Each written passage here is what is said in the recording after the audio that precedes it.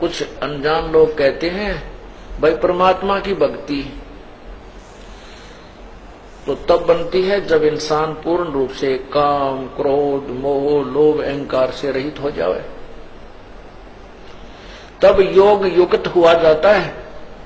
योग युक्त का अर्थ होता है भक्ति में लीन, परमात्मा से संबंध हो सकता है किस समय, जब काम, क्रोध, मोह, लोभ, अहंकार समाप्त हो जाए। तो उसके विषय में बताते हैं, कहते हैं कुरंग, कुरंग, पतंग,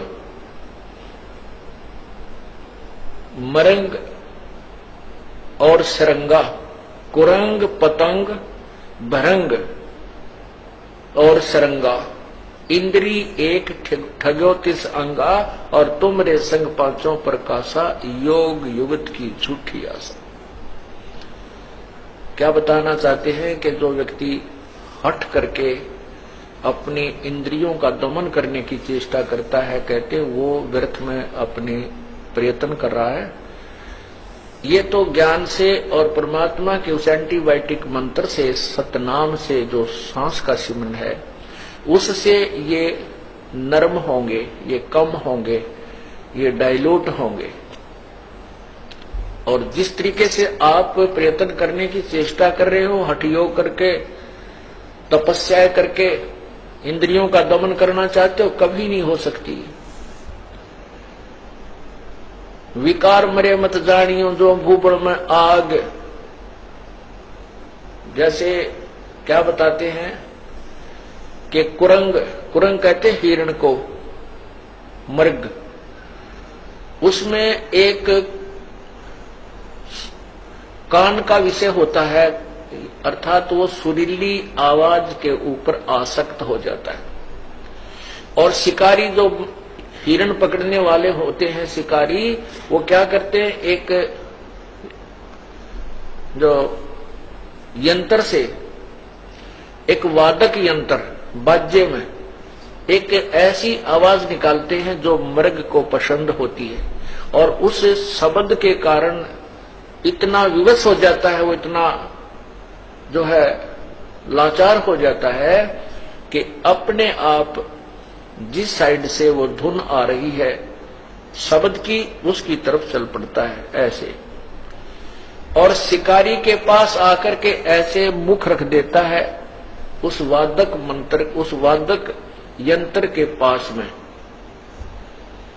और ऐसे ऐसे बैठ जाता है, और वो शिकारी उसको पकड़ के बांध लेता है और मार के अपना आहार करता है।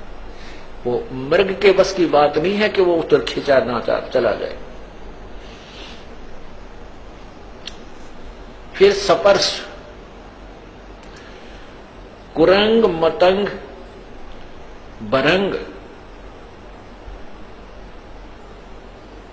और सरंगा। कुरंग, मतंग, अब मतंग कहते हाथी को।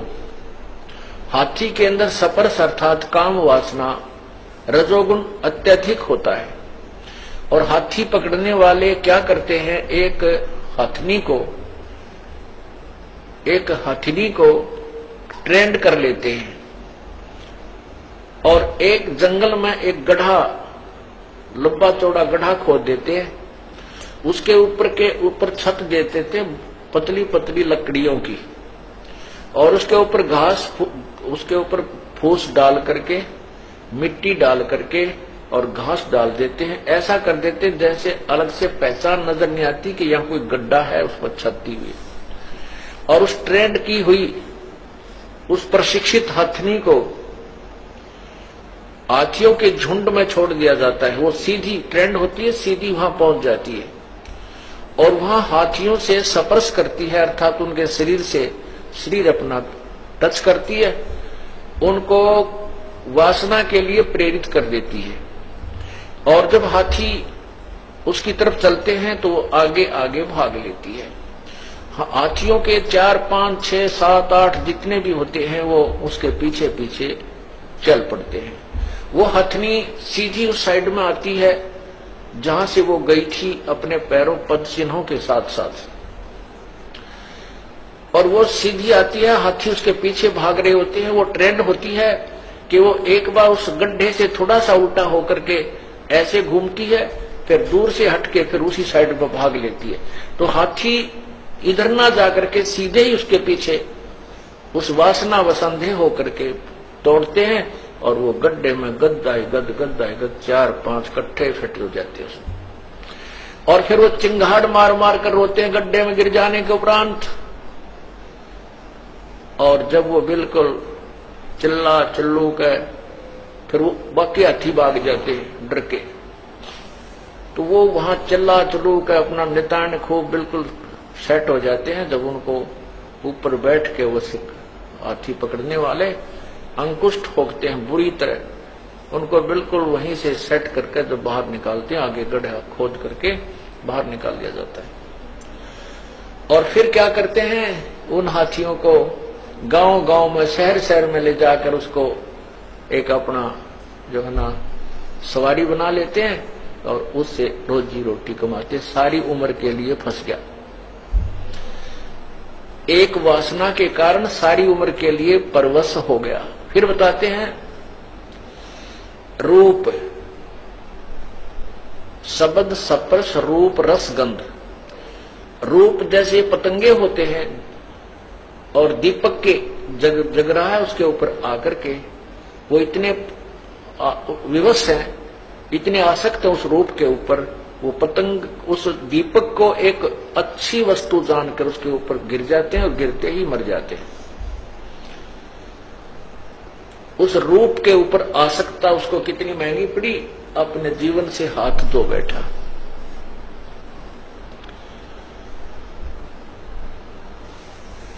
अब रस, जीभ का स्वाद। मछली को पकड़ने वाले एक मांस का टुकड़ा एक तार के लोहे के हुक में डालकर कांटे में और रस्सी बांध करके जल में छोड़ देते हैं, और मछली आती है उस मांस के टुकड़े को खाने के लिए मुंह उसमें डालती है, वो झटका दे देता है, उसके वो हुक मछली के मुंह में फंस जाता है, उसको बाहर पटक देता है। अब उस जीव के रस के प्राप्ति के लिए उसने अपनी मछली ने अपनी जीवन बर्बाद कर लिया।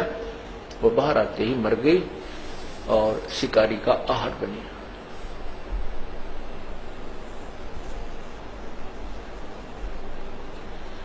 अब गंध, महक, इसके लिए भंवरा विवश होता है, भंवरा, और वो फूल पर बैठ जाता है, और शाम के समय वो इतना वो आसक्त होता है कि उसको उठाया नहीं जाता उस सुगंध को छोड़कर, और वो फूल बंद हो जाता है, भंवरा वहीं पर मर जाता है रात्रि में।